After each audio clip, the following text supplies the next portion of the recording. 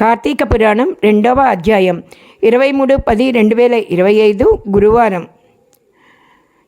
మూలం స్కాంద పురాణాంతర్గత వశిష్ఠ ప్రోక్త కార్తీక మహత్యం. 2వ అధ్యాయం. వశిష్ఠ మహాముని జనక మహారాజు గారితో ఇలా చెప్పారు. జనక, ఇంతవరకు నీకు కార్తీక మాసమాందు ఆచరించవలసిన విధి కార్యక్రమాలు మాత్రమే తెలియచేసి తిని. కార్తీక మాసంలో సోమవార వ్రతమును ప్రత్యేక ప్రాముఖ్యత కలదు. కాన సోమవార వ్రత విధానము దాని మహిమను గురించి వివరించును. సావధానుడివై ఆలకింపుము. కార్తీక మాసంలో సోమవారం శివుడు అత్యంత ప్రీతికరమైన రోజు. అది ఆ రోజున స్త్రీ కానీ పురుషుడు కానీ ఏ జాతి వారైనా కానీ రోజంతయు ఉపవాసం ఉండి నదీ స్నానం చేసి తమ శక్తి కొలది దాన ధర్మాలు చేసి నిష్ఠతో శివదేవునికి బిల్వపత్రాలను అభిషేకం చేసి సాయంత్రం నక్షత్ర దర్శనం చేసిన తర్వాత భుజించవలేను. ఈ విధంగా నిష్ఠతో ఉండి రాత్రంతయు జాగరణ చేసి పురాణ పఠనము ఆచరించవలెను. తెల్లవారిన తర్వాత నదికి వెళ్ళి స్నానం ఆచరించి తిలాదానము చేసి తమ శక్తి కొలది పేదలకు అన్నదానము చేయవలేను. అటులు చేయలేని వారు కనీసం 3 బ్రాహ్మణులకైనా తృప్తిగా భోజనం పెట్టి తాము భుజించవలేను. ఉండగలిగిన వారు సోమవారం నాడు 2 పూటల భోజనము కానీ ఏ విధమైన పలహారము కానీ తీసుకోకుండా ఉండటం మంచిది. ఇట్లు కార్తీక మాసమందు వచ్చు సోమవార వ్రతం చేసిన ఎడల పరమేశ్వరుడు కైలాస ప్రాప్తి కలిగించి శివ సన్నిధిని చేర్చును. భర్త లేని వితంతువు సోమవార వ్రతం ఆచరించి శివపూజ చేసినచో కైలాస ప్రాప్తియు, విష్ణు పూజ చేసినచో వైకుంఠ ప్రాప్తియు కలుగును. దీనికి ఉదాహరణగా ఒక ఇతిహాసం కలదు. దానిని నీకు తెలియచేస్తున్నాను, శ్రద్ధగా వినుడు. పూర్వకాలం కాశ్మీర్ దేశంలో ఒక బ్రాహ్మణుడు కలడు. అతడు పురోహిత వృత్తిని చేపట్టి తన కుటుంబాన్ని పోషించుకుంటూ ఉన్నాడు. ఆయనకి చాలా కాలం పిల్లలు లేక చివరికి లేక ఒక కుమార్తె కలిగింది. ఆమె పేరు స్వాతంత్ర్య నిష్ఠరి అని తండ్రి నామధేయం చేశాడు. తండ్రి ఆమెను సౌరాష్ట్ర దేశీయుడగు మిత్రశర్మ అను సద్బ్రాహ్మణుడికి యువకునికిచ్చి పెళ్లి చేశాడు. ఆ బ్రాహ్మణ యువకుడు 4 వేదాలు శాస్త్రాలు అభ్యసించిన వాడే సదాచార పరాయణుడై ఉండెను. అతడు భూతదయ కలిగినవాడు, నిత్య సత్యవాది, నిరంతరం భగవన్నామస్మరణం చేయుచుండేవాడు. అగులచే లోకులెల్లరూ కూడా ఆయనని అపరబ్రహ్మ అని పిలుస్తూ ఉండేవారన్నమాట. ఇటువంటి ఉత్తమ పురుషుని భార్య అయిన నిష్ఠరి యవ్వన గర్వంతో కన్నుమిన్ను గానక పెద్దలను దూషించుచు అత్తామామలను భర్తను తిట్టుచు కొట్టుచు రక్కుచు పరపురుష సాంగత్యమునకు గలతై వ్యభిచారిణి అయి తన ప్రియులు తెచ్చిన తినుబండారములు బట్టలు పువ్వులు ధరించుచు దుష్టురాలై తిరుగుచుండగా వంశమునకు అప్రతిష్ట తెచ్చుచున్నదని అత్తామామలు ఆమెను తమ ఇంటి నుంచి వెడలగొట్టారు. కానీ శాంతస్వరూపుడైన ఆమె భర్త మాత్రం ఆమెను ఎంతో అభిమానము పోక ఆమె ఎంతటి నీచ కార్యాలైనా చెయ్యనియండి సహించి పొమ్మనక విడవక ఆమెతోనే కాపురం చేస్తూ ఉన్నాడు. కానీ చుట్టుపక్కల వాళ్ళు నిష్ఠరి గయ్యాళితనానికి ఏవగించుకుని ఆమెని కర్కస అనే ఎగతాళి పేరుని పెట్టుతూ ఆ పేరుతో పిలిచేవాళ్ళు. అది మొదలు అందరూ కూడా ఆమెని కర్కస అంటూ పిలుస్తాం ప్రారంభించారు.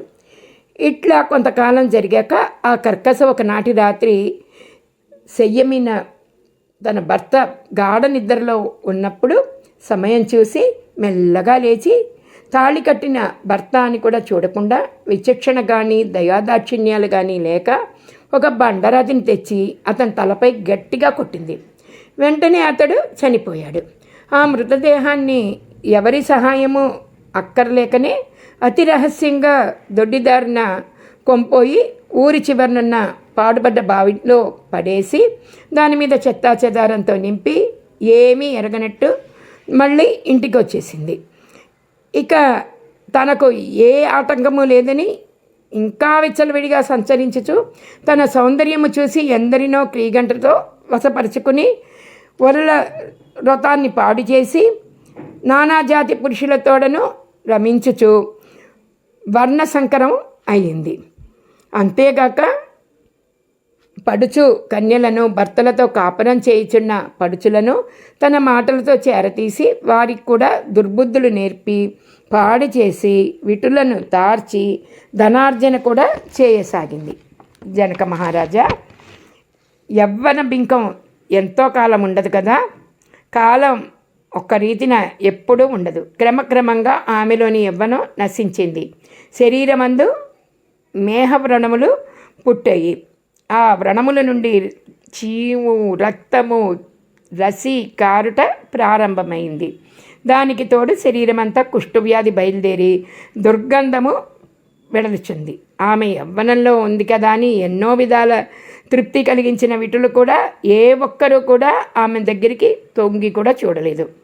ఆ పరిసర ప్రాంతానికి వెళ్ళిన ఎడల ఆమె ఎక్కడ తగులుతుందో అని ఆ వీధి నుంచి వెళ్ళడమే మానేశారు వాళ్ళు. ఇంకా ఆమె పురుగులు పడిన శరీరంతో కొంతకాలం జీవించి చనిపోయింది. బ్రతికినన్నాళ్ళు ఒక్కనాడైనా పురాణ శ్రవణం కానీ విన్న పాపాన పోలేదు. పాపిష్ఠురాలైంది కదా, చనిపోయిన వెంటనే భయంకరులైన యమభటులు వచ్చి ఆమెని తీసుకెళ్ళిపోయారు. ప్రేతరాజగు యమున సన్నిధిలో నుంచగా చిత్రగుప్తుడు ఆమె పాపపుణ్యాలన్నిటినీ చూపించి ఆమె చేసిన పాపాలన్నీ కూడా బయటపెట్టాడు. వెంటనే ఈమెను తీసుకెళ్ళి ఇనుప స్తంభానికి కట్టుబెట్టడు అని ఆజ్ఞాపించాడు. ఆమె ఆ విధంగా ఎర్రగా కాల్చిన ఇనుప స్తంభాన్ని కదిలించుకోమని చెప్పారు. భర్తను బండరాతితో కొట్టి చంపినందుకు ఇనుప గదుల్లో కొట్టిరి. పతివ్రతలను వ్యభిచారణలుగా చేసినందుకు ఆమెను నూనెలో పడేసిరి. తల్లిదండ్రులకు అత్తమామలకు అపకీర్తి తెచ్చినందుకు సీసం కరిగించి నోటిలోనూ చెవుల్లోనూ పోసి ఇనప కడ్డీలను కాల్చి మరలా ఆమెను తీసుకుని వెళ్ళి కుంభీపాకం అనే నరకంలోకి వేశారు. అక్కడ ఆమె నానా బాధలు వినిపించి ఇనుప ముక్కలు గల కాకులు, విషసర్పాలు, తేళ్లు, జర్రులు కుట్టాయి. తను చేసిన పాపాలకి అటు 7 తరాల వాళ్ళు, ఇటు 7 తరాల వాళ్ళు కూడా బాధలు అనుభవించారు. ఈ ప్రకారంగా నరక బాధలు అనుభవించి కడకు కళింగ దేశంలో ఒక కుక్క జన్మను ఎత్తింది. ఆకలి బాధ తట్టుకోలేక ఇల్లిల్లు తిరుగుతుంటే తిట్టేవాళ్ళు తిట్టడం, కొట్టేవాళ్ళు కొట్టడం, చీకుక్క అని తరమటం జరిగింది. ఒకనాడు ఏమైందంటే పొద్దున్నుంచి ఆహారం దొరకలేదు ఆ కుక్కకి.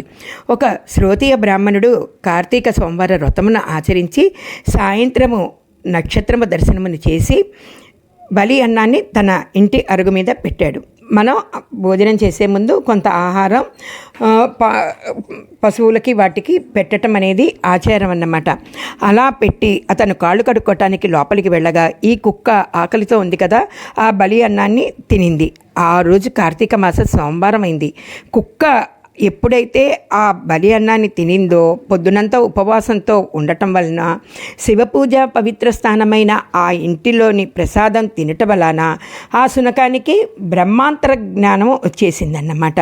వచ్చి అది విప్రవోత్తమ నన్ను కాపాడము అని మొరపెట్టుకుంది. ఆ మాటలు విన్న బ్రాహ్మణుడు ఆలకించి బయటికి వచ్చి చూడగా కుక్క తప్ప అక్కడ ఎవ్వరూ లేరు. మళ్ళా లోపలికి వెళ్ళాడు. మరలా రక్షింపము అని ప్రాధేయపడింది.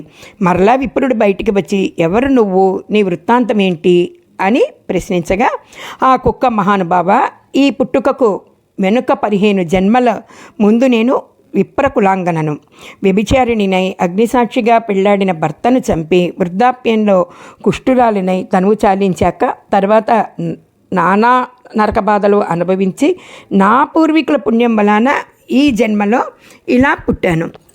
అయితే మీరు ఇచ్చిన ఆ ప్రసాదం వలన నాకు జ్ఞానోదయం కలిగింది.